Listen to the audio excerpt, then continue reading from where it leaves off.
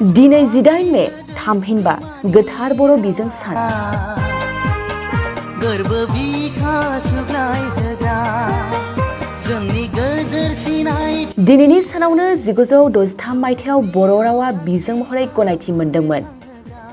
बोसोर बोसोर बे गोथार सानखौ बर'फ्रा बर' बिजों सान महरै फालिबोदों।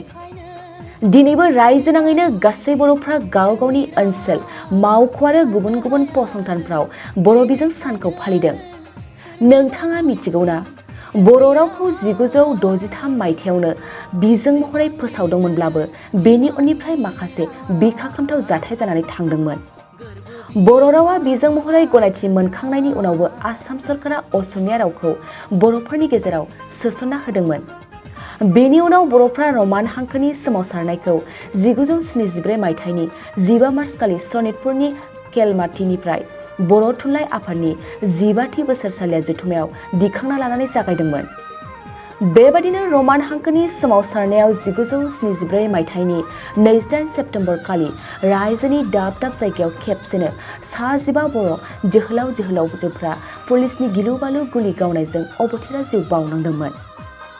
अबथिरा जिउ बावनांनाय जोहोलाव जोहोलावजोफ्रानो जाबाय बरपेटानि आमलाराम बर', शिबराम बर', क'क्राझारनि हायथाराम बसुमतारी आरो बिष्णुराम बसुमतारी, बिजनीनि कनसाइ बर', कान्तेश्वर बर', बुधबार बर', दिना बर', मानसि गयारी, आटगावनि आजेन्द्रनाथ बसुमतारी, निरिराम नार्जारी, अरांनि एन्जेलिस बाग्लारी, दरंनि सम्बार मोसाहारी, गुरफेलानि गबिन्द नारायण बसुमतारी आरो रौता सारियालिनि पानिराम दैमारी। बै सानखालि दुखुनांथाव जाथाय जानानै थांदोंमोनब्लाबो बै समाव आसाम सरकारा बेनि फारसे एसेबो गोसो होआखैमोन। फैयै फैयै बेबादिनो सोमावसारबोबाय थानायनि गेजेरजों 1984 मायथाइयाव बर' रावआव आसामनि एस'सिएट अफिसियेल लेंगुवेज महरै गनायथि मोनो। दिनैनि सानाव बर' राव बिजों महरैबो सोलिगासिनो आरो संबिधाननि 8थि फारिलाइयाव हाबनायजों लोगोसे आथिखालाव बयजोंबो बाहायजायो। मोनसे गोजोनथाव खौरां क'क्राझार सहरनि जेडि रडजों नांजाबनाय गोजोनपुरि रयेल एनफिल्ड श'रुमनि गोजौआव दंसै आइ आफा बिएम इन्स्टिटिउट अफ पेरामेडिक्स। बे आइ आफा बिएम इन्स्टिटिउट अफ पेरामेडिक्सआ नोंथांमोननो लानानै फैदों देहा जोथोन लाखिनायनि माखासे आयदाफोरनि गोदान सोलोंसालि। 10+2नि उथ्रिसारनाय बिजाथि एबा फरायसाफोरा बे पेरामेडिक्सआव गावारि सोलोंथाइखौ लानो हागोन।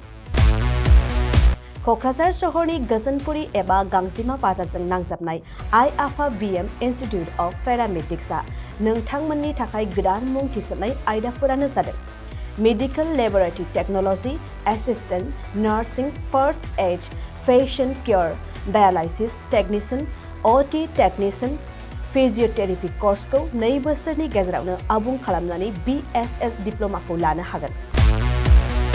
बेजों लोगोसेयैनो ICU टेक्निशियान आरो रेडियोल'जि टेक्निशियान कर्सखौ बोसोरसेनि गेजेरावनो आबुं खालामनानै BSS डिप्ल'माखौ लानो हागोन। लोगोसे गासैबो डिप्ल'माखौ लानायनि उनाव सरकारि साख्रि मोननायनिबो सुबिदा दं। जुदि नोंथांमोनहा बेफोर कर्सनि थाखाय गोदानै मुं थिसननो गोसो दंब्ला आइ आफा बिएम इन्स्टिटिउट अफ पेरामेडिक्सनि नैबे मबाइल नम्बर 9821663110 एबा 6002559220 आव थोंजों सुलाद ला।